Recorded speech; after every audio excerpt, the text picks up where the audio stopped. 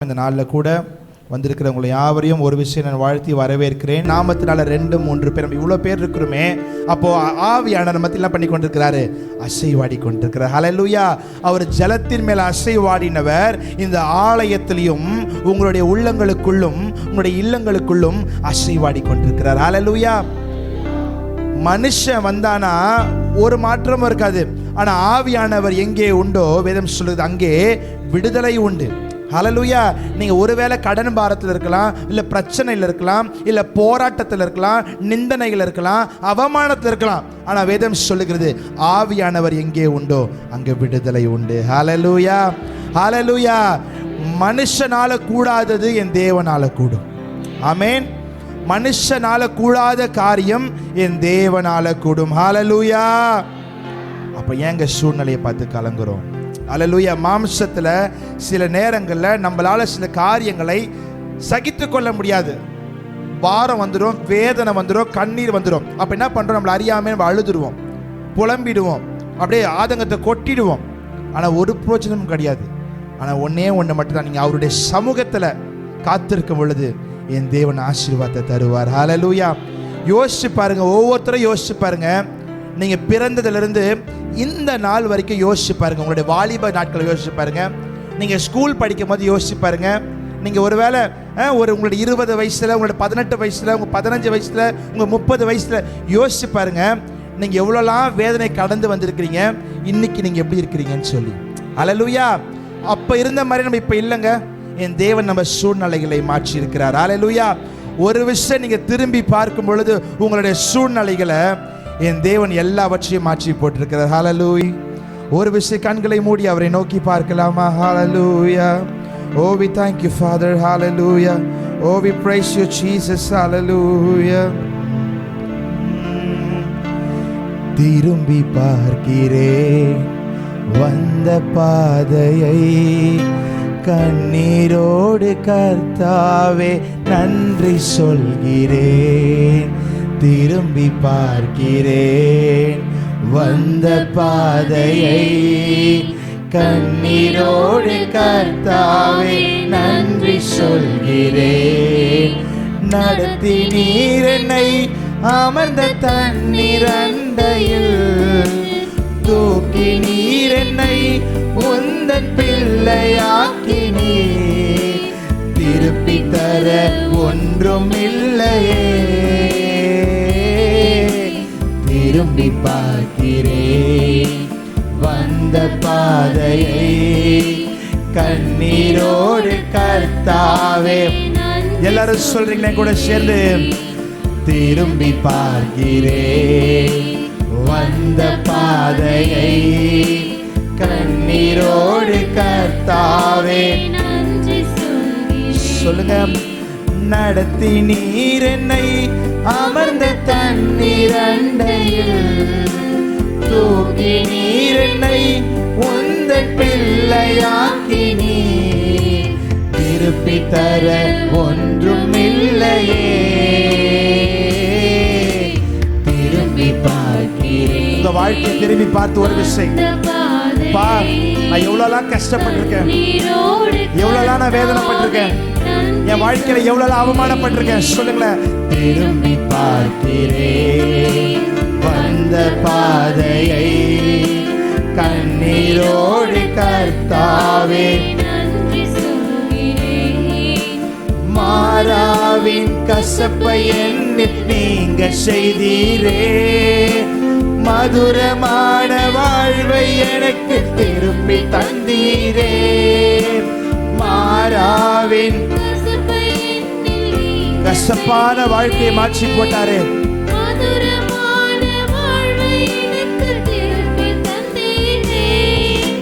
மகிழ்ச்சியினால் எந்த உள்ளம் நிரம்ப செய்தீரே, மகிழ்ச்சியினால் எந்த உள்ளம் நிரம்ப செய்தீரே. மகிமைப்படுத்துவேன், மகிமைப்படுத்துவேன், ஜீவனுள்ள காலமெல்லாம் உம்மை உயர்த்துவேன். சொல்லுங்களேன். மகிமைப்படுத்துவேன், மகிமைப்படுத்துவேன், ஜீவனுள்ள காலமெல்லாம் உம்மை திரும்பி பார்க்கிறேன், திரும்பி பார்க்கிறேன் வந்த பாதையை கண்ணீரோடு. சகோதரா சகோதரி எல்லாரும் சேர்ந்து சொல்லலாமா? திரும்பி பார்க்கிறேன். உங்க வாழ்க்கையில இது வரைக்கும் நீங்க கடந்து வந்த பாதையை நினைச்சு, அப்பா நீங்க இல்லைன்னா முடியாது ஆண்டவரே, திரும்பி பார்க்கிறேன். உங்க வாழ்க்கை ஒரு விஷயம் நினைச்சு பார்த்து சொல்லுங்க. நீங்க மட்டும் இல்லைன்னு சொன்னா நான் என்னைக்கோ மரித்து போயிருப்பேன் ஆண்டவரே. நீங்க மட்டும் இல்லைன்னு சொன்னா என்னைக்கோ எங்க வாழ்க்கை முடிஞ்சு போயிருக்கும் ஆண்டவரே. கண்ணீரோடு கர்த்தாவே நன்றி சொல்கிறேன்.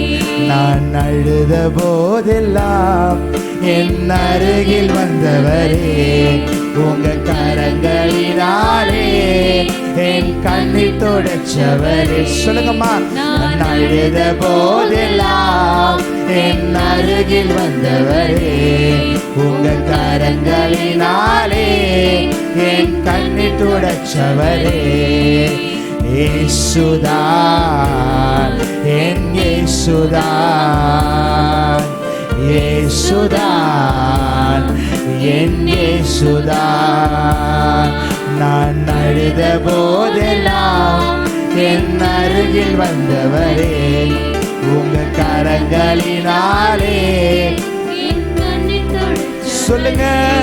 நான் அழுத போதெல்லாம் என் அருகில் வந்தவரே, உங்க கரங்களினாலே என் கண்ணீர் தொடச்சவரே.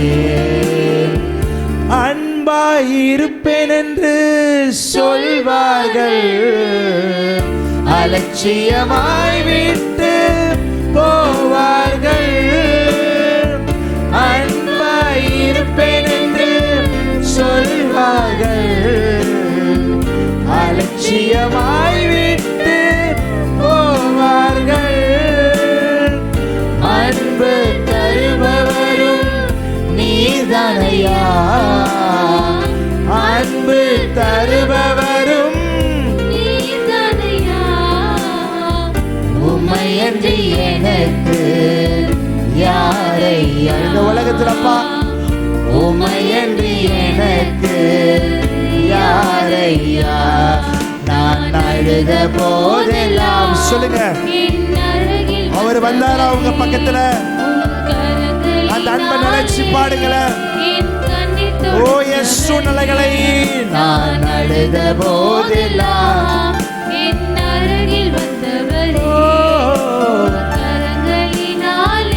எஸ் ஃபாதர் சொல்லலாமா? இயேசுதான் என் இயேசுதான், இயேசுதான் என் இயேசுதான், இயேசுதான் என் இயேசுதான்,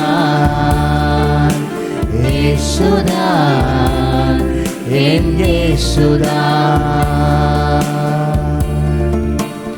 நீங்க மட்டும் இல்லைன்னு சொன்னா எங்க வாழ்க்கை என்னைக்கோ முடிஞ்சு போயிருக்கோம்ப்பா. எங்க சூழ்நிலைகளை பார்க்காம, எங்க பாவங்களை பார்க்காம, எங்க அசிங்கங்களை பார்க்காம, நாங்க செஞ்ச தவறுகளை பார்க்காம எங்களை தேடி வந்த தேவனே, உமக்கு நாங்கள் நன்றி உள்ள இருதயத்தோடு சொல்கிறோம் ஆண்டவரே. உமக்கு நாங்கள் நன்றி செலுத்துகிறோம் அப்பா. எத்தனையோ சூழ்நிலையில் எங்கள் கண்ணீரை துடைக்க யாருமே இல்லைன்னு சொல்லி கலங்கி தவித்திருக்கிறோம்ப்பா. ஆனால் நீங்கள் இதுவரைக்கும் எங்களை ஆட்சி தேற்றதுக்காக உமக்கு நாங்கள் நன்றி செலுத்துகிறோம் ஆண்டவரே. ஹல்லேலூயா, ஹல்லேலூயா. அவர் ஒருத்தர் மட்டும்தாங்க நம்ம கண்ணீரை துடைக்க முடியும். நீங்கள் ஒன்றும் இல்லை, உங்கள் கணவன்கிட்டயோ இல்லை மனைவிக்கிட்டேயோ இல்லை பிள்ளைகளாக இருக்கட்டும் இல்லை அப்பா அம்மா இருக்கட்டும் யாராக வேணா இருக்கட்டுமே, ஒரு காரியத்தை சொல்லி ஒரு முறை அழுவுறீங்க, அவங்க கேட்பாங்க, இல்லை உங்கள் கூட சேர்ந்து அவங்களும் வேதனைப்படுவாங்க. ரெண்டாவது முறை மறுபடியும் சொல்கிறீங்க, அப்பையும் வேறு வழி இல்லாமல் கேட்டுப்பாங்க. மூன்றாவது முறை சொல்கிறீங்க, சொல்லும்போது ஆல்ரெடி சொல்லிட்டியே மறுபடியும் அதையே சொல்லி சொல்லி அழுவுற, சரி விடு அழாத. அதே தொடர்ந்து ஒரு 4, 5, ஒரு 10 முறை சொன்னால் அவங்க கேட்பாங்களே காது கொடுத்து, அடப்போ எப்போ உங்ககிட்ட பேசினாலும் இதையே சொல்லி சொல்லி அழுதுகிட்டு நம்ம அழுதுகிட்டே இருந்தால் நம்ம பேர் என்ன சொல்லுவாங்க, நீங்கள் அவங்ககிட்ட எல்லாத்துக்கும் அழுதுகிட்டே இருந்தா என்ன சொல்லுவாங்களே பார்த்து, சரியான அழுமூஞ்சி போல இருக்குது. எப்போ பார்த்தாலும் பேசினாலே இந்த பொம்பளை அழுதுப்பா, பேசினாலே இந்த ஆள் அழுகுறாருப்பா, இதுதான் சொல்லுவாங்க இந்த உலகம். ஆனால் எத்தனை முறை ஆண்டவர் சமூகத்தில் உட்கார்ந்து அழுதா கூட அவர் அதுக்கு கண்ணீர் துடைக்க வல்லவராக இருக்கிறார். ஹல்லேலூயா.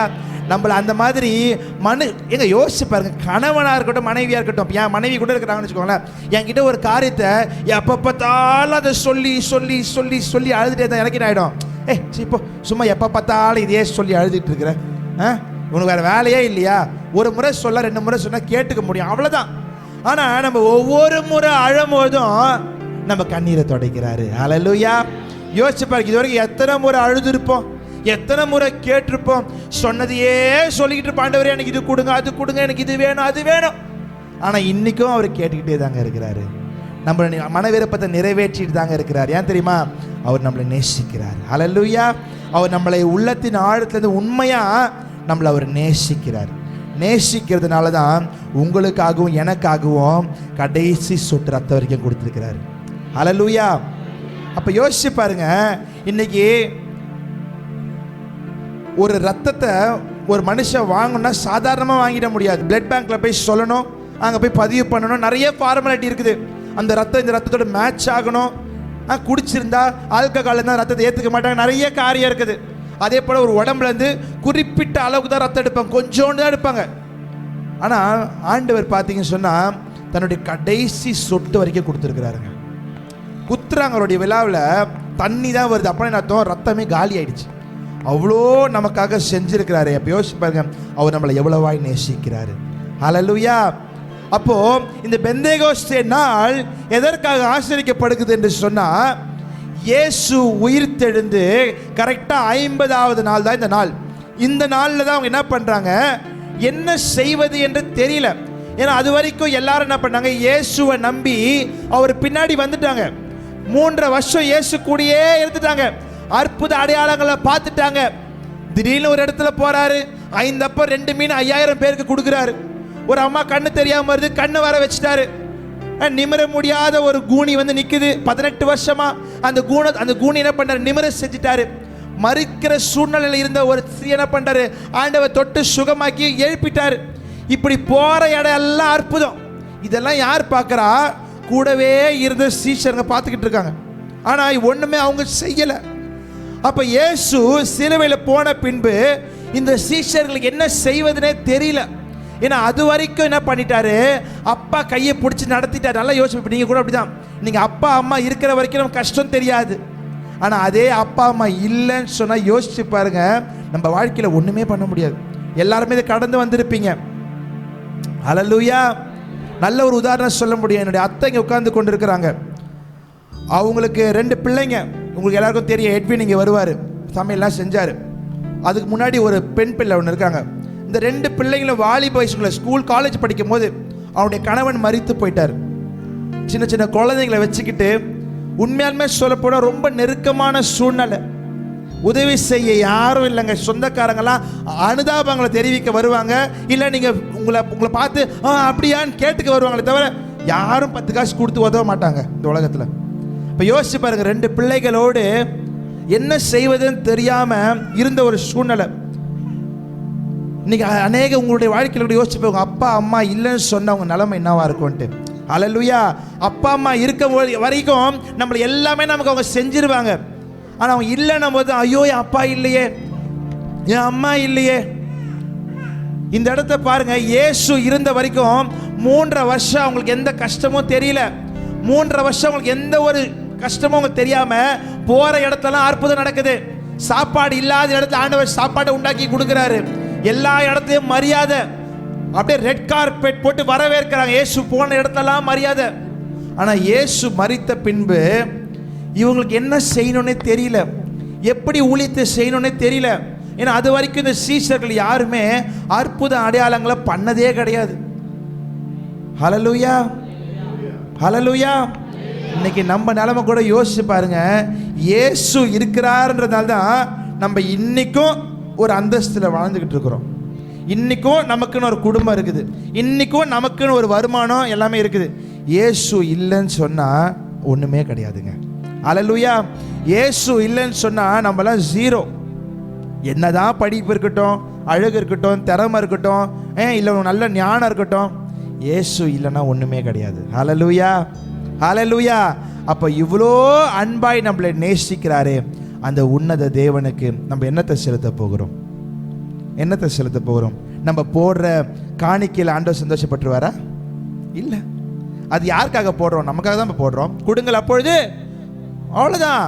இது கொடுத்தா நமக்கு கிடைக்கும், அவ்வளோதான். கிவ் அண்ட் டேக் பாலிசி தான் இன்னைக்கு எல்லாமே அப்படிதான். எதுக்காக ஜெபிக்கிறோம்? நமக்கு தேவை இருக்கு, ஜெபிக்கிறோம். ஹல்லேலூயா. நமக்கு வியாதி வந்து ஆண்டவரே எனக்கு பலனை கொடுங்க, கல்யாணம் ஆகல ஆண்டவரே எனக்கு திருமணம், பிள்ளை இல்லை ஆண்டவரே எனக்கு பிள்ளை வேணும். நமக்கு தேவை இருக்கிறதுனால தான் அந்த தேவைகளுக்கு தான் ஜெபித்து கொண்டிருக்கிறோம். ஆண்டவர் செய்த அன்பை உணர்றோமா? நமக்காக சிலுவையில் மரிச்சாரே அதை உணர்றோமா?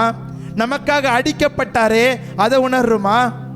இதெல்லாம் நம்ம உணராம நம்ம தேவைகளுக்காகவே செல்ஃபிஷாவே நம்ம வாழ்ந்துகிட்டு இருக்கிறோம். சுயநலமா ஜெபிக்கிறோம். எனக்கு இது வேணும் அது வேணும். தேவைதாங்க, எல்லாருக்குமே தேவைகள் உண்டு.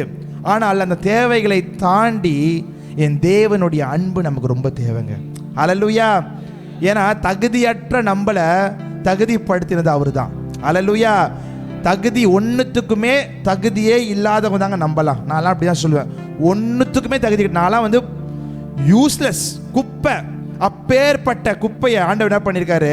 பிரோஜனமாக மாற்றிருக்கிறாரு. ஹல்லேலூயா, ஹல்லேலூயா. உலகத்தின் பார்வையில் அற்பமா எண்ணப்படலாம், ஆனால் தேவன் உங்களை பார்த்து சொல்றாரு, விலையேற பெற்ற முத்துக்களாய் நம்மளை மாற்றுகிறார். ஹல்லேலூயா. அவர் நம்மளை அப்படி மாற்றி நம்மளை என்ன பண்ணுவாருன்னு சொன்னா தேவன் ஆசீர்வாதமாக வைப்பார். வாசிங்க வெளிப்படுத்தல் 3:6. ஆவியானவர் சபைகளுக்கு சொல்லுகிறதை காதுள்ளவன் கேட்க கடவன் என்றெழுது. யாருங்க கேட்க கடவன்? காதுள்ளவன். யாரு? காது இருக்குதா இல்லையா? எல்லாருக்கும் காது இருக்குதா இல்லையா? காது எங்க இருக்குது? காது எங்க இருக்குது? காது எங்க இருக்குது? எங்க இருக்கு காது? சரிங்களா? காது இல்லையா? எங்க இருக்கு காது? காது தோ இருக்கா? இந்த காது என்ன பண்ணுமா? காது என்ன பண்ணுமா? என்ன பண்ணுமா? நீ நிறைய பேருக்கு காது கேட்காது. ஹல்லேலூயா. நிறைய பேருக்கு காதே இன்னைக்கு வந்து என்ன பண்ண மாட்டேங்குது? கேட்க மாட்டேங்குது. அதனால நிறைய பிரச்சனை இருக்குது. வேதம் சொல்லுகிறது சபைகளுக்கு எழுகிறது என்ன பண்ணுமா? காது உள்ளவன். சொல்லுங்க, காது உள்ளவன். அப்ப காது இருந்தா இந்த காது எதை கேட்கணும்? எதை கேட்கணும்? விஜய் டிவி சீரியலை கேட்கணும், சன் மியூசிக்ல பாட்டை கேட்கணும். ஹல்லேலூயா. இப்ப நிறைய பேர் ஜீ தமிழும் பார்க்குறேன் நாங்க, அதுவும் கேட்கணும். எதை கேட்குறீங்க? உங்க காதுகளை நீ கேட்பது எது? நல்ல இளையராஜா பாடுகளுங்களா? நைட்ல நிறைய பேர் இருக்காங்க, நிறைய விசுவாசி நைட்ல இளையராஜா பாட்டு கேட்டால் தூக்கம் வருமா? அதுதான் தெரியல, ஒரு தாலாட்டு வர போலகுது. ஹல்லேலூயா. இன்னைக்கு இந்த காது எதையோ கேட்குது, எதையோ கேட்க பிரியப்படுது. ஹல்லேலூயா. இந்த காது ஏங்கிற காரியங்கள்லாம் பார்த்தீங்கன்னா காலையிலிருந்தும் குரலை கேட்காம. ஹல்லேலூயா. இந்த லவ் பண்றவங்க அப்படிதான் பேசுவாங்க. ஹல்லேலூயா. குரல் கேட்காம இருக்க முடியாது, அவங்க வாய்ஸை கேட்கலனா இவங்களுக்கு தூக்கம் வராது. ஆண்டவர் சத்தத்தை நம்ம எங்கெங்க கேட்கிறோம்? ஹல்லேலூயா. காது உள்ளவன், காது உள்ளவன். அப்ப காதுன்னு ஒன்று இருக்குதுன்னு சொன்னா அந்த காதுல முதல்ல நீங்க கேட்கறது எது தெரியுமா? கர்த்தருடைய வார்த்தையை. ஹல்லேலூயா. கர்த்தருடைய சத்தத்தை. என்ன வேதம் சொல்லுகிறது? ஆவியானவர் சபைகளுக்கு சொல்லுகிறதை காதுள்ளவன் கேட்க கடவன். ஹல்லேலூயா. அப்ப ஆவியானவர் யாருக்கு சொல்றாரு? யாருங்க அந்த சபை? நம்ம தான் சபை.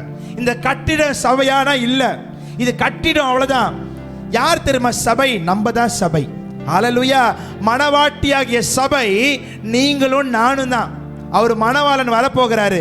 அப்ப இந்த சபையானது எதை கேட்கணும்? கர்த்தருடைய வார்த்தையை கேட்கணும். ஹல்லேலூயா.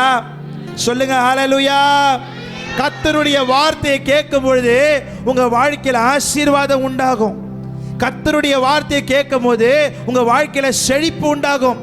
கர்த்தருடைய வார்த்தையை கேட்கும் பொழுது உங்க வாழ்க்கையின் சூழ்நிலைகள் மாறும்.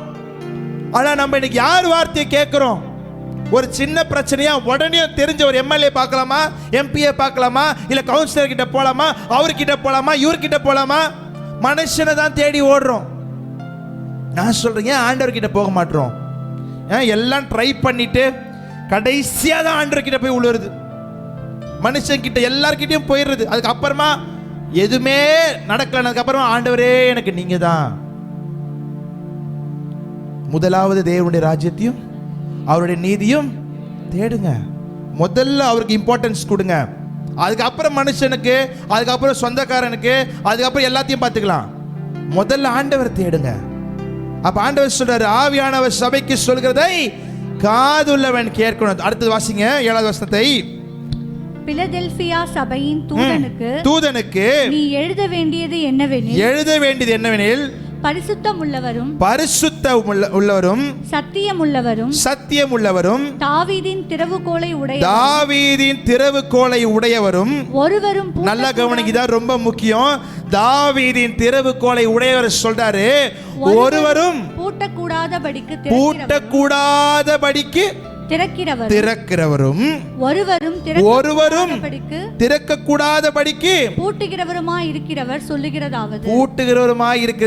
கவனிங்க, ஒருவரும் என்ன பண்ண முடியாதா? பூட்டக்கூடாதபடிக்கு திறப்பார். யோசிச்சு பாருங்க. இன்னைக்கு ஒரு மனுஷன் நினைச்சானா, இப்ப கம்பெனியில் வேலை பார்க்குறீங்க, அந்த முதலாளி நினைச்சானா உங்களை வெளில சொல்லலாம். கரெக்டா? எத்தனை பேர் வேலை பார்க்குறீங்க? கம்பெனியில் வேலை பார்க்குறவங்க எத்தனை பேர் வேலை பார்க்குறவங்க? இத்தனை பேர் வேலை பார்க்குறீங்க. ஓகே, வேலை பார்க்குறீங்களா? Okay, super. அப்போ வேலை பார்க்குறீங்க, ஒரு கம்பெனியில் வேலை பார்க்குற முதலாளி கீழே வேலை பார்க்குறீங்க. அந்த முதலாளி நினச்சானா உங்களை வெளில தள்ள முடியுமா, தள்ள முடியாதா? உன் மேலே நிறைய கம்ப்ளைண்ட் வருது, நீ ஒழுங்காக வேலை செய்ய மாட்டியா, நாளிலேருந்து வராத, முடிஞ்சு போச்சா? ஒன்றுமே பண்ண முடியாது. அப்போது ஒரு மனுஷன் நினச்சானா எந்த உயரத்துக்கும் கொண்டு போவான், வேணாமா அங்கே தள்ளி விட்டுருவான். இதுதான் மனுஷன். ஆண்டவர் சொல்கிறாரு, ஒருவனும் பூட்ட முடியாத அளவுக்கு அவர் என்ன பண்ணுவாரா? திறப்பார். இது நீ ஆவிக்குரிய அர்த்தத்தோட புரிஞ்சுக்கணும். ஒருவரும் பூட்டக்கூடாதபடி திறப்பவரும் ஒருவரும் திறக்கக்கூடாதபடிக்கு பூட்டுகிறவரும். அப்போ ஒரு மனுஷன் உங்களுக்கு ஏதாவது ஒன்று செய்யணும்னு திறந்து வச்சானா அது ஆண்டவர் முன்னாடி வாய்க்காதுங்க. ஹல்லேலூயா. உன் குடும்பத்துக்கு விரோதமாக யாராவது செய்யணும்னு நினைச்சு பண்ணாங்கன்னா அது வாய்க்காதான் போகும். ஹல்லேலூயா. ஏன்னா வேதம் சொல்லுகிறது, ஒருவனும் பூட்டக்கூடாதபடிக்கு உன் ஆசீர்வாதத்தை யாரும் தடுக்காதபடிக்கு அவர் திறப்பாரு. ஹல்லேலூயா. அதே போல உன் ஆசீர்வாதம் வெளியில போயிடக்கூடாதுன்னு மனுஷன் திறக்கணும்னு நினைச்சா திறக்காதபடிக்கு அவர் என்ன பண்ணுவாரா? பூட்டுவாரு. ஹல்லேலூயா, ஹல்லேலூயா.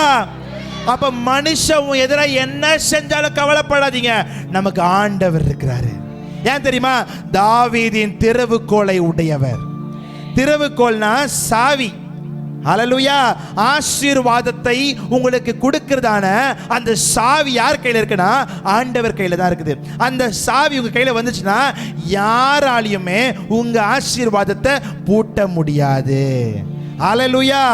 ஆசீர்வாதம் வந்த பின்பு யாராவது அதை திறக்கணும்னு நினைச்சா கூட அதை திறக்க முடியாதபடி என் தேவன் பூட்டுவார். விசுவாசிக்கிறவங்க ரெண்டு கையையும் தலைக்கு மேல அப்பாவுக்கு நல்ல சோரா தட்டுங்க. ஹல்லேலூயா. இதை யாரு கேட்கணும் தெரியுமா? காது உள்ளவன் கேட்கணும். ஹல்லேலூயா. இந்த ஆசீர்வாத புரிதல் இருக்குன்னு சொன்னா உங்க வாழ்க்கையில எந்த மனுஷனும் உங்களுக்கு எதிராக எழும்பினா அவன் ஒன்றும் இல்லாம போவான்.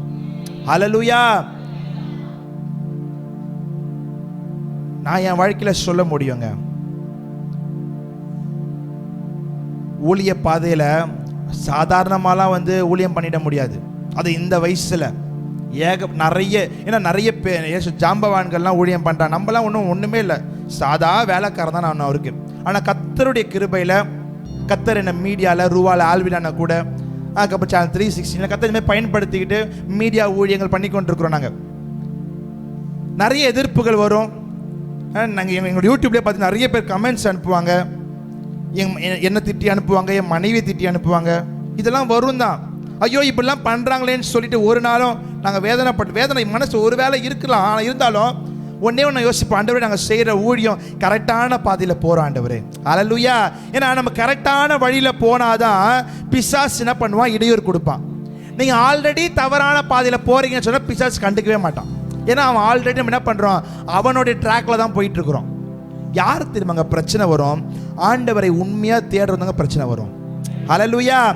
ஆண்டவரை உண்மையாக நீங்கள் தேடுறீங்கன்னு சொன்னால் உங்கள் வாழ்க்கையில் பிரச்சனை வரும், குடும்பத்தில் பிரச்சனை வரும், சமாதானம் உடையும் வரும், இதெல்லாமே வரும். ஏன்னா வேதம் சொல்லுது, பாடுகளை சகிக்கிற மனுஷன் பாக்கியவான். அப்புறம் எப்படிங்க குடும்பத்தை எல்லாருமே அக்கா தம்பி அண்ணன் தங்கச்சி எல்லாம் அன்பாவே இருக்கணும்னா எப்படி முடியும்? சில பிரச்சனைகள் வரதான் செய்யும், குடும்பத்தில் சில போராட்டம் வரதான் செய்யும். அதை நீங்க என்ன பண்ணணும், மேற்கொள்ளணும். ஹல்லேலூயா. அப்படி பிரச்சனை வந்த உடனே ஐயோ அப்படின்னு சோர்ந்து போயிடக்கூடாது. இந்த சரீரத்தில் பலவீனம் வரதான் செய்யும். ஹல்லேலூயா. அந்த பலவீனத்தை மேற்கொள்ளும் பொழுது தான் ஆசீர்வாதம். நீங்கள் வேதத்தில் யாரை வேணா எடுத்துக்கோங்க, யோபு எடுத்துக்கோங்க, தாவீது எடுத்துக்கோங்க, யோசுவா எடுத்துக்கோங்க, யாக்கோபு எடுத்துக்கோங்க, யோசேப்பு எடுத்து யாரை வேணா எடுத்துக்கோங்களேன். பிரச்சனை வந்ததுக்கு அப்புறமா தான் அவங்க வாழ்க்கையில் ஆசீர்வாதம். ஹல்லேலூயா. பிரச்சனை வந்ததுக்கு அப்புறமா தான் அவங்க வாழ்க்கையில் ஒரு உயர்வு. பிரச்சனை வராமல் யாருமே ஆசீர்வதிக்கப்படலைங்க. ஹல்லேலூயா. இன்னைக்கும் நம்ம அண்ணால ஏன் பேசுகிறோம், அண்ணாள் மலடியாக இருந்ததுனால தான் பேசுகிறோம். இதுவே அண்ணாளுக்கு கல்யாணம் ஆச்சு, கல்யாணம் குழந்தை பிறந்துச்சுன்னா பேசியிருக்கவே மாட்டுமே. ஆனால் அவங்களுடைய மலடியாக இருந்ததுனால, கர்ப்பம் அடைக்கப்பட்டதுனால தான் இன்றைக்கும் நம்ம யாரை பேசுகிறோம், அண்ணால பேசுகிறோம். ஹல்லேலூயா. இதுதாங்க ஆசீர்வாதம். உங்களுக்கு எங்கே உங்கள் வாழ்க்கையில் தடை வருதோ அப்போ ஒன்றே ஒன்று புரிஞ்சுக்கோங்க, நீங்கள் ஆண்டவரோடு கூட பிரயாணம் பண்ணி கொண்டிருக்கிறீங்க. ஹல்லேலூயா. நல்லா தான் பார்த்தா என் குடும்பம் இருந்துச்சு, திடீர்னு பார்த்தா என் குடும்பத்தை பிரச்சனை வரும். ஏன் தெரியுமா, நீங்கள் ஆண்டவரோடு கூட போகிறீங்க. அதை உடைக்க பிசாசு என்ன பண்ணுவான், பல வகையில் பிரச்சனை கொண்டு வருவான். அதுக்காக நம்ம சோர்ந்து போயிடக்கூடாது. ஹல்லேலூயா. ஒன்னே ஒன்று தான், என்னை அழைத்தவர் உண்மை உள்ளவர். ஹல்லேலூயா. அழைத்தவர் உண்மை உள்ளவர், மரண பரிதம் நம்மளை நடத்துவார். ஹல்லேலூயா. அப்ப என் தேவன் சொல்லுகிறாரு, சபைகளுக்கு சொல்கிறதை காது உள்ளவன் வாசிங்க. வெளிப்படுத்தல் 1:18. மரித்தேன் ஆனாலும் இதோ சதா காலங்களிலும் உயிரோடு இருக்கிறேன். ஆமென். நான் மரணத்திற்கும் பாதாளத்திற்கும் உரிய திறவுகோலை உடையவராய் இருக்கிறேன். ஹல்லேலூயா. யாருங்க இங்க மரிச்சா? யாரு மரிச்சா? ஆண்டவராகிய இயேசு சொல்றாரு, மரித்தேன் ஆனாலும் இதோ சதா காலங்களிலும் உயிரோடு இருக்கிறேன். அப்ப என்ன, இன்னைக்கும் அவர் என்ன பண்றாரா, உயிரோடு இருக்கிறார். ஹல்லேலூயா. நம்ம செத்து போன கடவுளை ஜீவிக்கலங்க, இல்ல ஒரு சிற்பத்தையோ ஒரு சிலையோ ஜீவிக்கலங்க. நல்லா புரிஞ்சுக்கோங்க, நம்ம சேவித்து கொண்டிருப்பது உயிர்த்தெழுந்த தேவன். ஹல்லேலூயா. அவர் சரித்திரத்தை உண்டாக்கினவர். அப்ப என் தேவன் சொல்லுகிறார், அவர் மரித்தார், அவர் உயிரோடு எழும்பினார். ஹல்லேலூயா. அவர் ஜீவனோடு இன்றும் என்றும் அவர் ஜீவித்துக் கொண்டிருக்கிறார். ஹல்லேலூயா. அப்ப நம்ம எப்படி இருக்கு தெரியுமா, அவங்கள காட்டிலும் நம்ம தாங்க ஸ்ட்ராங்கா இருக்கணும். நான் ஸ்ட்ராங்னா உடல்ல சொல்லல, மன ரீதியா சொல்றேன். ஏன்னா மன ரீதியா ஒரு பிரச்சனை வந்தா நம்ம உடனே சோர்ந்து போக கூடாது. ஜீவனோடு உயிர் தெழுந்த தேவன் என்னோடு கூட இருக்கிறார், அப்படி இருக்கணும் நம்ம. ஹல்லேலூயா. பிரச்சனை வருதா, வரட்டும். எத்தனை நாளைக்கு வரப்போகுது? ஹல்லேலூயா. இன்னைக்கு உங்க குடும்பத்தில் பிரச்சனையா, வரட்டும். எத்தனை நாளைக்கு? வேதம் சொல்லுகிறது, திராணிக்கு மேல சோதிக்கப்படுவார் விட மாட்டார். ஹல்லேலூயா.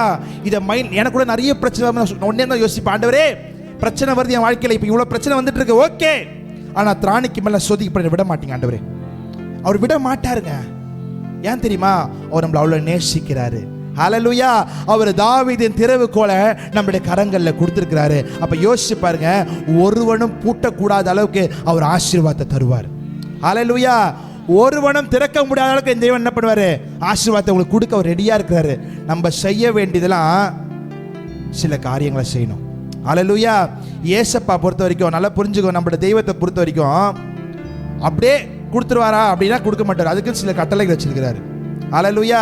இப்போ வேலைக்கு போறீங்க, நீங்களா வேலைக்கு போனாதான் உங்களுக்கு சம்பளமா, இல்லை போகாம வீட்டிலேருந்து ஃபோன் பண்ணி சொன்னாலும் சம்பளம் போட்டுருவாங்களா? என்ன மணி மேகலா சிஸ்டர், வேலைக்கு போகாம ஒரு மாதம் வீட்டிலே இருந்துட்டு டெய்லி ஃபோன் பண்ணி உங்களோட முதலாளி, ஐயா நான் நல்லா இருக்கீங்களா, சாப்பிட்டீங்களா, தூங்கிங்களான்னு கேட்டு ஃபோனை வச்சுட்டீங்கன்னா சேலரி போட்டுருவாங்களா? போட மாட்டாங்க. வேலைக்கு போனால் கொடுப்பாங்க.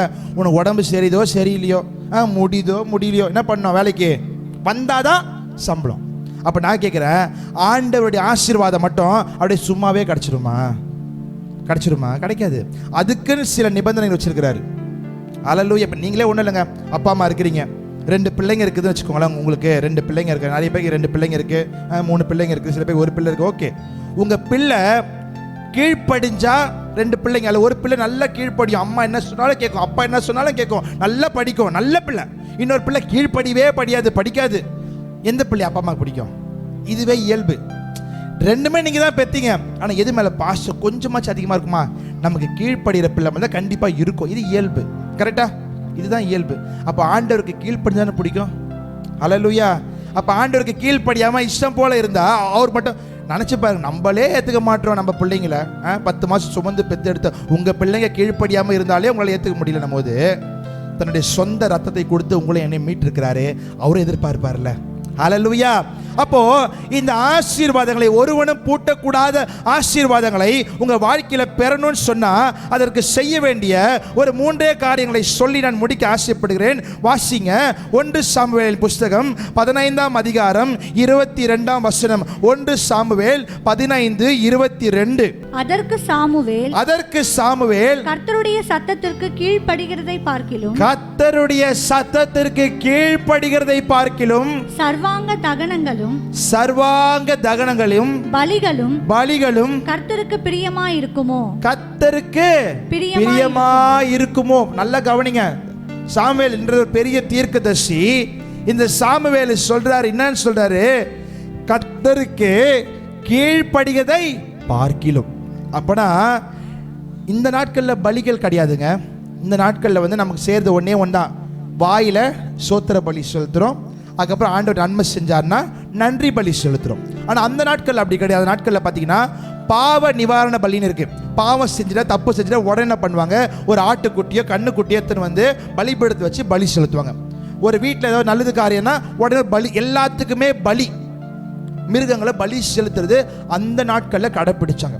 அப்போ இங்கே சாமுவேல் சொல்றாரு, கர்த்தருக்கு கீழ்ப்படுவதை காட்டிலும் பலி செலுத்துறது ஒன்றும் பெருசு கிடையாது. அல்லேலூயா. நீ எவ்வளவுதான் நீ முட்டி போட்டு அழுது ஜெபிச்சு போராடி எல்லாம் பண்றதுல ஓகே, ஆனா முதலாவது அவருடைய வார்த்தைக்கு கீழ்ப்படிருமா? அல்லேலூயா. கர்த்தருடைய வார்த்தைக்கு கீழ்ப்படிருமா? ஆண்டவர் என் காதுல சொன்னா நான் கீழ்ப்படியும், அது இல்லை கீழ்ப்படியாது. வேதத்தின் வசனத்தின்படி நடக்கணும். அல்லேலூயா. முதலாவது கற்பனை என்ன கற்பனை? உன் தாயையும் தகப்பனையும் கனம் பண்ணு, அப்பொழுது உன் ஆயுஸ் நாட்கள் என்ன பண்ணுமா? பெருகும். நீங்க எத்தனை பேர் தெரியுமாங்க பெத்த தாயை அடிக்கிறாங்க? நீங்க எத்தனை பேர் பெத்த தகப்பனை அடிக்கிறாங்க தெரியுமா? எவ்வளோ ஒரு கேவலமான ஒரு சூழ்நிலை. யோசிச்சு பாருங்க. நீங்க ரொம்ப ரொம்ப மோசமான ஒரு சூழ்நிலை தள்ளப்பட்டிருக்கும். நிறைய இந்த வாட்ஸ்அப்பில் நிறைய வீடியோலாம் வருது. சொத்துக்காக சொந்த அப்பாவை வெட்டி கொள்றாங்க பையன். இன்னைக்கு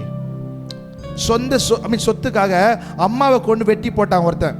இப்போ யோசிப்பாரு, இந்த மோசமான உலகத்தில் வாழ்ந்து கொண்டிருக்கிறோம். ஆண்டவர் சொல்றாரு, நீ என்னதான் நீ பலி செலுத்தினாலும் சரி, நீ எவ்வளவுதான் முட்டி போட்டு உபவாசப்பட்டு ஜெபிக்கிறதெல்லாம் ஓகே. மெயின் விஷயம் கர்த்தருக்கு கீழ்ப்படிருமா? அல்லேலூயா. அவருடைய சத்தத்துக்கு செவி கொடுக்கிறோமா?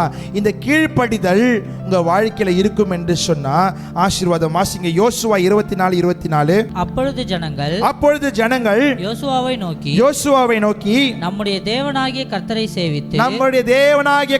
சேவித்து அவர் சத்தத்திற்கு கீழ்ப்படிவோம், அவருடைய சத்தத்திற்கு கீழ்ப்படிவோம் என்றார்கள். அப்ப என்ன பண்ணணுமா? ஆண்டவருடைய சத்தத்துக்கு என்ன பண்ணணும்? நல்லா புரிஞ்சுக்கோங்க. எல்லா நேரமும் ஆண்டவர் உங்கள் காதில் பேசிட்டுலாம் இருக்க மாட்டார். நீங்கள் ஏதோ ஒன்று செய்கிறீங்க இல்லை ஏதோ ஒன்று பண்ணுறீங்கன்னு சொன்னால் உங்கள் காதில் பேச மாட்டார். அது சில பேருக்கு அந்த பாக்கியம் இருக்குது. ஆவியானவர் என்ன பண்ணுவார்னா யார் மூலியமாச்சும் உணர்த்துவார். சபைக்கு போகிறீங்களா, அங்கே வசனத்தின் மூலியமாக உணர்த்துவார். இல்லை யாராவது அட்வைஸ் பண்ணும்போது, இல்லை யாராவது பேசும்போது, சில கணவன் சொல்லும் போது மனைவி, நிறைய முறை என் வாழ்க்கையில் சொல்ல முடியும். நிறைய சூழ்நிலை மனைவி சொல்லுவாங்க, பா இந்த இல்லைப்பா அங்கே ஏதோ நீங்கள் போகிறது எனக்கு சரிப்பட்டு வரலன்னு. நான் மீறி போய் எனக்கு பிரச்சனை நடந்திருக்கு. அதுக்கப்புறம் நான் சொன்னேன், இல்லைம்மா நீங்கள் சொல்லும் போது நான் கேட்டிருக்கணும். யாரோ ஒருத்தங்க மூலியமாக கத்தர் உனது உனக்கு என்ன தெரியும் வேலையப்பார். அல்லேலூயா. நீ நிறைய பேர் அப்படி தான், மனைவி எதனா சொன்னால் வாயை மூடு உனக்கு என்ன தெரியும், அப்படி கிடையாது. அல்லேலூயா. ஆண்டவர் யார் மூலியமாக வேணாலும் பேசுவாருங்க. அல்லேலூயா. கழுதையை கொண்டே பேசினாரு, ஏன் நம்ம கட்டின மனைவியை கொண்டு பேச மாட்டாரா? அதே போல் நீங்கள் வந்து மனைவின்னு ஏன் பேச மாட்டோம் அவர் கேட்கணும், கணவனும் பேச்ச மனைவியும் கேட்கணும். ஹல்லேலூயா. நிறைய பேர் அப்படிதான், ஏன் பேச்ச மட்டும் அவர் கேட்கணும், அவர் பேச்ச நான் கேட்க மாட்டேன் அப்படிலாம் கிடையாது. சில நேரங்களில் ஈக்குவலாக என்ன பண்ணணும், கணவன் சொல்கிற சில ஆலோசனைகளை மனைவியும் கேட்கணும், மனைவி சொல்கிற ஆலோசனை கணவனும் கேட்கணும். அப்படி கேட்கும்பொழுது வாழ்க்கை என்ன பண்ணணும், ஆசீர்வாதமாக இருக்கும். ஏன்னா சில நேரங்களில் ஆண்டவர் என்ன பண்ணுவார், யார் நம்ம கூட இருக்கிறாங்களோ அவங்கள கொண்டு தான் உணர்த்தும் போது நம்ம கீழ்ப்படியும் போது நம்முடைய வாழ்க்கை ஆசீர்வாதமாக இருக்கும். அப்போ நம்முடைய வாழ்க்கையில் முதலாவது தேவையான ஒரு காரியம் என்ன தெரியுமா, கீழ்ப்படிதல். ஹல்லேலூயா. இந்த கீழ்ப்படிதல் இருக்கும் என்று சொன்னால் உங்கள் வாழ்க்கையில் ஒரு உயர்வு வரும். கீழ்ப்படிதல் இருக்கும் என்று சொன்னால் உங்கள் வாழ்க்கையில் ஒரு ஆசீர்வாதம் வரும். கீழ்ப்படிந்தால் என் தேவன் நிச்சயமாகவே உங்களை ஆசீர்வதிப்பார். ஹல்லேலூயா, ஹல்லேலூயா. நான் எத்தனையோ முறை நான் நிறைய வாட்டி இந்த சபைக்கு பேசும்போது நான் சொல்லியிருக்கிறேன், ஒரு உயர்வுக்கு நீங்கள் போகணுன்னு சொன்னால், உங்கள் வாழ்க்கையில் உயர்வான ஒரு இடத்துக்கு போகணுன்னு சொன்னால் கீழ்ப்படிஞ்சாதான், கீழ்ப்படியை காலை வச்சாதான் மேல் படிக்கு போக முடியும். ஹல்லேலூயா. இப்போ நீங்கள் மாடி படிக்க உங்கள் வீட்டோட மொட்டை மாடிக்கு போகணுன்னு சொன்னால் எடுத்த உடனே ஒரே காலத்துக்கு மேலே வச்சு போயிட முடியுமா? கீழே இருக்கிற படியில் உங்கள் கால் பதிச்சாதான் மேலே இருக்கிற படியில் போய் என்ன பண்ண உங்கள் கால் நிற்கும். ஹல்லேலூயா. அப்போ கீழ்ப்படிதல் இருக்கும் என்று சொன்னால் உங்கள் வாழ்க்கையில் மேல் படிக்கு என் தேவனை உயர்த்துவார். ஹல்லேலூயா. அப்போ உங்களுடைய வாழ்க்கையில் ஆசீர்வாதங்களை பெற வேண்டும் என்று சொன்னால் முதலாவது கீழ்ப்படினும். இரண்டாவது ஒரு காரியம் வாசிங்க, மல்கியாவின் புஸ்தகம் 3ஆம் அதிகாரம் 10ஆம் வசனம். சீக்கிரம், மல்கியா 3ஆம் அதிகாரம் 10. என் ஆலயத்தில் ஆகாரம் உண்டாயிருக்கும்படி தசம பாகங்களை எல்லாம் பண்டசாலையிலே கொண்டு வாருங்கள். அப்பொழுது நான் வானத்தின் பலகணிகளை திறந்து இடம் கொள்ளாமல் போகும் மட்டும் உங்கள் மேல் ஆசீர்வாதத்தை வருஷிக்க மாட்டேனோ என்று அதனால் என்னை சோதித்து பாருங்கள் என்று சேனைகளின் கர்த்தர் சொல்லுகிறார். ஹல்லேலூயா. நல்லா புரிஞ்சுக்கோங்க, உங்கள் வாழ்க்கையில் உங்களுடைய வருமானத்தில் ஒரு பெருக்கம் வேணும்னு சொன்னால் ஒரே ஒரு விஷயம், சீக்ரெட் நான் சொல்கிறேன், நீங்கள் ஆண்டவருக்காக நீங்கள் கொடுக்கும் பொழுது ஆசீர்வாதம் வரும். ஹல்லேலூயா.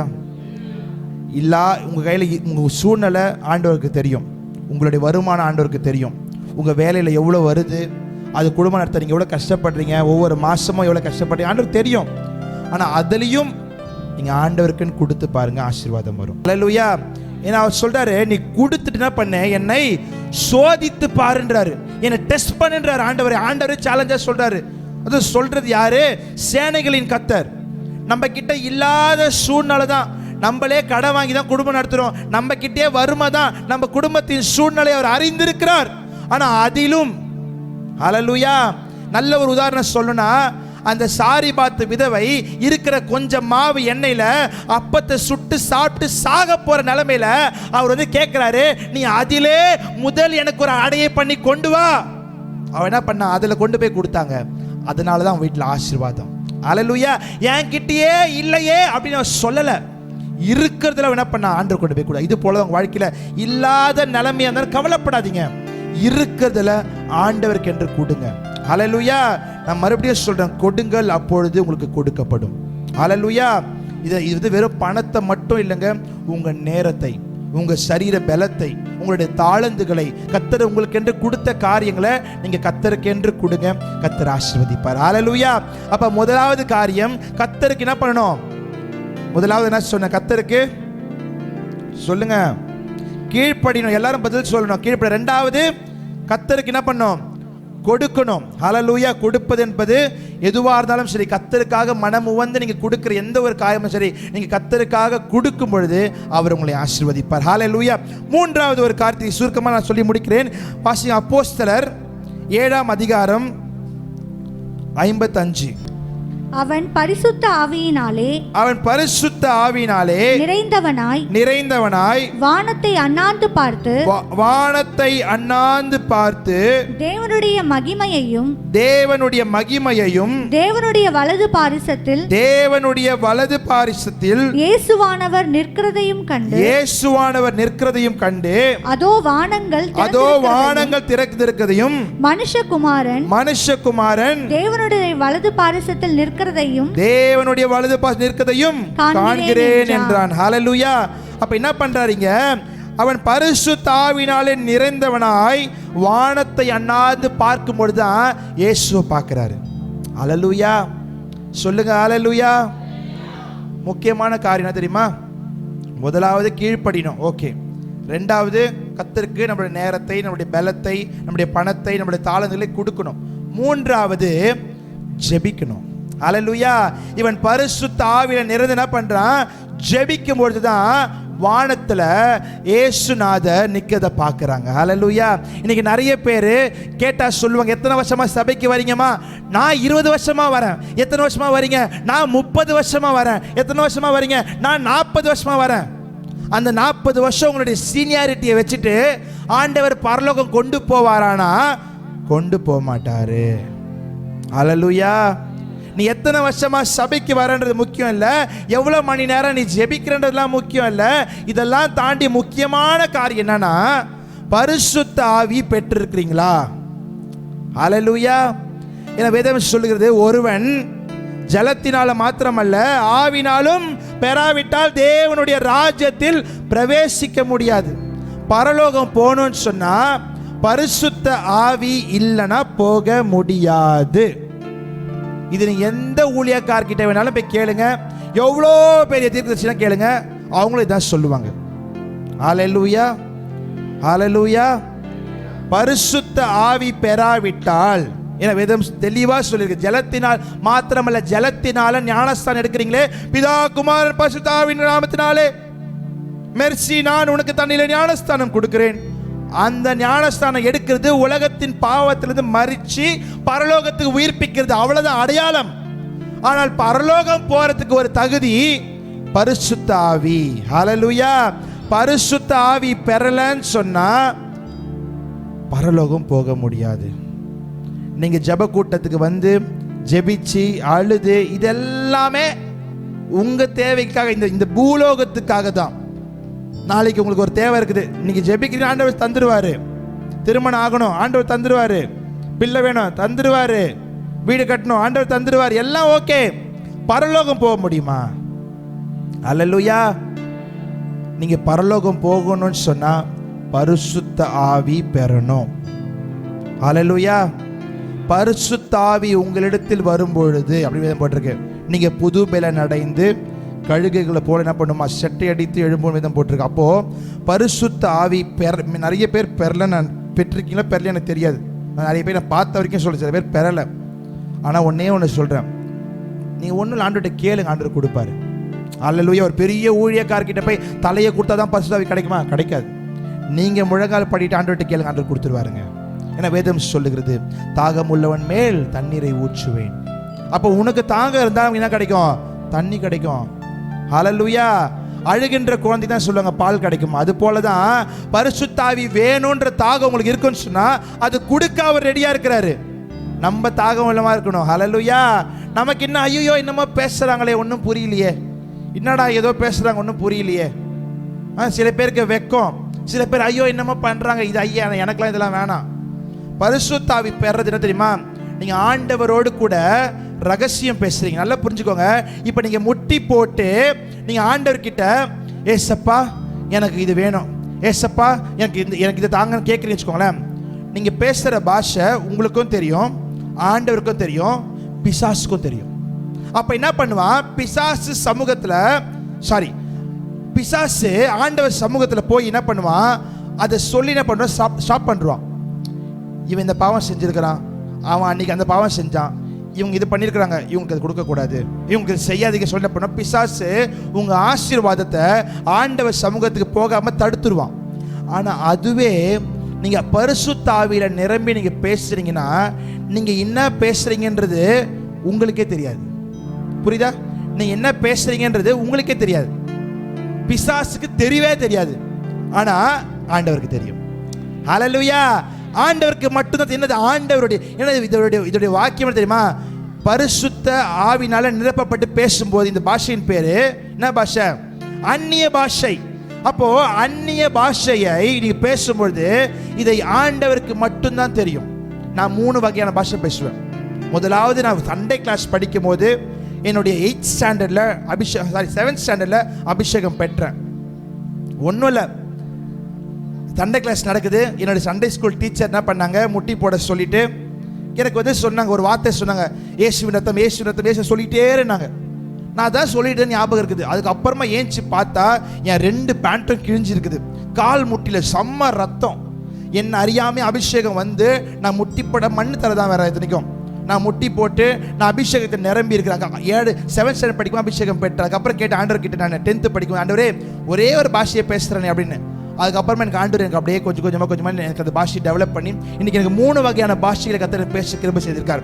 என் மனைவி பார்த்தீங்கன்னா அவங்க வர்ஷிப் பண்ணும்போது அந்நிய பாஷையிலே பாட்டு பாடுவாங்க. அவங்க அது அவங்களுடைய கிருபை, அது எனக்கு அது வராது, அது அவங்களுக்கு கொடுத்த கர்த்தர் கிருபை. அந்த மாதிரி அந்நிய பாஷைகளில் நீங்கள் நிரம்பும் பொழுது நீங்கள் பரலோகத்தில் ஆண்டவரோடு கூட பேசுகிறீங்க. அது ரொம்ப முக்கியங்க. நான் மறுபடியும் சொல்கிறேன், அபிஷேகம் பெறாமல் பரலோகம் போகவே முடியாது. அதனால யாரெல்லாம் அபிஷேகம் பெறலையோ தாழ்மையாக கேட்குறேன், நீங்கள் பரலோகம் உங்களுடைய ஆண்டவர் நீங்கள் சந்திக்கணும், உங்களுக்கு அந்த ஆசை அந்த வாஞ்சை இருக்குன்னா ஆண்டவர்கிட்ட கேளுங்க. ஹல்லேலூயா, கேளுங்கள், அப்பொழுது கேட்டால் கிடைக்கும். கண்டிப்பாக இதுக்காக நீங்கள் பெரிய பெரிய கூட்டத்துக்குலாம் போனலாம் கிடையாது. நம்ம சபையிலேயே ஆண்டவர் அற்புதத்தை செய்வார், அக்கினியின் வல்லமையை ஊற்றுவார். ஹல்லேலூயா, அதுக்கு ஒன்று தான், நீங்கள் வாஞ்சையாக இருக்கணும். ஹல்லேலூயா. அப்போ பாருங்க, இந்த இடத்துல என் தேவன் அவர் என்ன பண்ணுறாரு, வானத்தில் பிதாவின் வலது பாசம் நிற்கிறத பார்க்க வேண்டும் என்று சொன்னால் இவன் ஆவியில நிரம்பி ஜெபிக்கும் பொழுது என் தேவன் அந்த காரியங்கள் கிட்ட வாசிங்க. நீதிமொழிகள் 15ஆம் அதிகாரம் 8ஆம் வசனம், 15:8. துன்மார்க்கருடைய பலி கர்த்தருக்கு அருவருப்பானது, செம்மையானவர்களின் ஜெபமோ அவருக்கு பிரியம். அப்போ யாருடைய ஜெபத்தை விரும்புறாருன்னா செம்மையானவர்கள். ஹல்லேலூயா. இதுவே துன்மார்க்கமா பாவம் செஞ்சுக்கிட்டு ஆத்துலயும் ஒரு காலு சேத்துலயும் ஒரு காலு உலகத்திலயும் ஒரு காலு வச்சுக்கிட்டு சபையிலயும் ஒரு காலு வச்சுக்கிட்டு இருக்கிற வாழ்க்கை இருக்குன்னு சொன்னா அது எப்படி இருக்குமா, அருவருப்பா இருக்கும். ஹல்லேலூயா.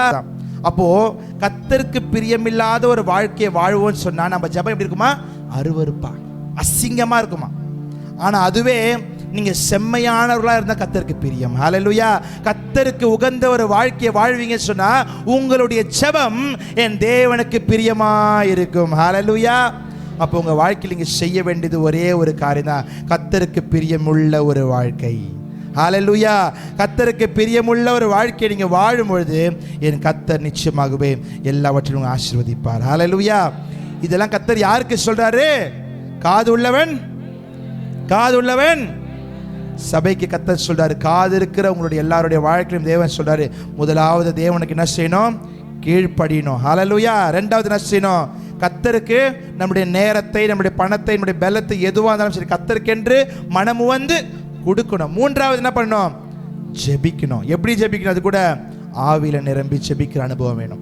எல்லாரும் நல்லா ஜெபிக்கிறீங்க தான், சந்தோஷம். ஆனால் ஆவியில நிரம்பி ஜெபிக்கிறோமா, அது ரொம்ப முக்கியம். ஏன்னா உங்களுடைய ஜெபங்கள் ஆண்டவருடைய சமூகத்துக்கு போகாம தடுக்கிறதுக்கு பிசாசு எல்லா வகையிலும் முயற்சி பண்ணுவான். ஆனால் அதுவே நீங்கள் அபிஷேகத்தை நிரம்பி ஜெபிச்சிட்டிங்கன்னா அந்த ஜெபம் கர்த்தர் இடத்துல போயிடும். ஹல்லேலூயா. நான்லாம் எப்பவுமே ஜெபிக்கிறதுக்கு முன்னாடி, ஆண்டவரே எனக்கும் தேவை இருக்கு, நான் ஜெபிக்கிறதுக்கு முன்னாடி எடுத்த உடனே இந்த சீக்ரெட் சொல்லித்தரேன். முதல்ல எடுத்த உடனே நீங்கள் ஆண்டவருக்கு இது வேணும் அது வேணும் கேட்காதீங்க. முதல்ல எடுத்த உடனே கர்த்தர் செய்த நன்மைகளுக்கு நன்றி சொல்லுங்க.